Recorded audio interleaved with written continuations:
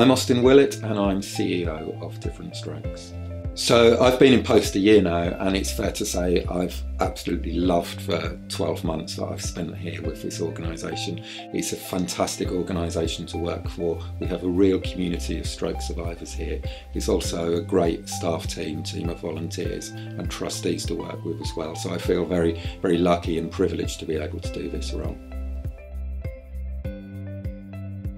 What's fantastic, not just about my role, but about this organisation as a whole, is that it is so fundamentally based around the ethos of stroke survivors supporting other stroke survivors.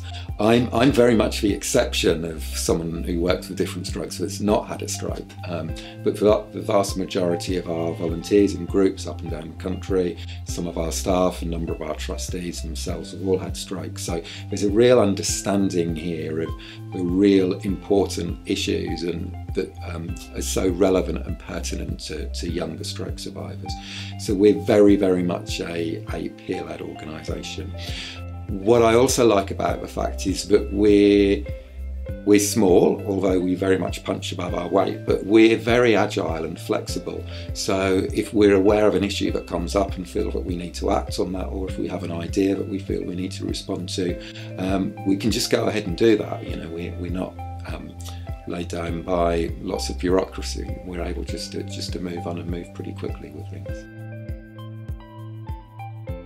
I think we had a really good year, and it was really enjoyable, but there are a number of things that I'd pick out about that. It's been great for me to be able to go around the country to visit a lot of our groups. I visited about 20 of our groups in person. We also had regional meetings with a lot of our groups. So I met probably 3/4 of our groups last year. And it was fantastic to see the way that they support people within their communities. But you know, to see the differences between groups as well, you know, to see the fact that each group in its own right is unique and does different activities, but it works for them, and that's really important, that the groups do activities but work for the people that they support locally. So that's been fantastic to see. It's also been great to see the way that our online community has grown. We've now got approximately 4,500 people on our closed Facebook group, and it's great to see the way that group effectively manages itself. Someone will make a post about an issue, perhaps something that they're struggling with, and they'll get so many responses from people in other parts of the country who I'm sure they've probably never met face to face, they never will met face to face, but you know, effectively become friends online, and that real community of supporting each other. It's great that we're able to do that. It's also been fantastic, the fundraising events we had last year, attending our in-house abseil events that we did at the Olympic Park, abseiling down the orbit, which went fantastically. Also attending events at Macquarie, who's been a corporate supporter of ours, at the Lions on the South Coast, and having the opportunity to speak with them. It's been fantastic really to go to these fundraising events, which enables us money to continue to provide the services that we do. Well, we've got so many plans, and there's so many things that we want to do this year. One of the things that we'll be doing very soon, and we'll be focusing on February, is relationships and sex month, looking at this issue for younger stroke survivors.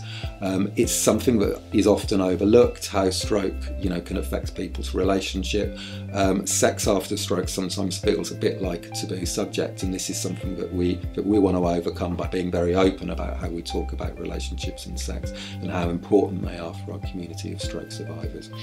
We're working on expanding and developing our teen resources for teenagers and young adults that have had a stroke, and really expanding our resources in this area. Been fortunate enough to get some funding through Sainsbury's logistics team for that, so that will really help to develop these materials.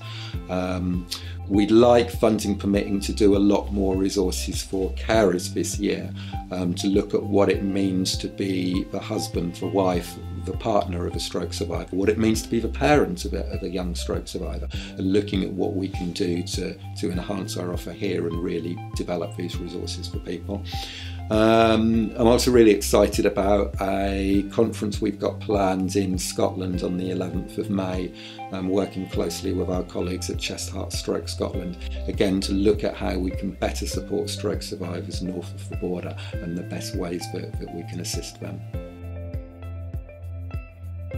Well, we always love for people to get involved with us. There's a limit to what we can do here. We have a very small staff team of only 8 people, so there's only so much we can do, and everything about our success is revolving around people getting involved with different strokes. First and foremost, if you're a stroke survivor story and if you're comfortable in doing so, we love to hear your story. We like to have a stroke survivor story, a new one up on the website every week. So if you're happy, to provide details of your story, of your experience, if you're happy to be filmed as well talking about your stroke story, that's absolutely fantastic, because we know how much of a support that is for people. We'll also be looking this year to develop a kind of ambassadorial role within different strokes. This is something that we're in the very, very early stages of, but we're definitely interested from people if you feel you can take on this role that might include perhaps speaking on local radio, visiting events within your local community, perhaps doing some fundraising within your local community as well. Just whatever areas you might feel comfortable with, but this is a role that we'd like to expand. And also, of course, as is always the case, more fundraising events this year. We're planning on events that we'll be doing this year. We have spaces in a couple of bike rides, we have spaces in the Great North and Great South Run. We'll also be looking at doing at least 1, possibly 2 abseils again.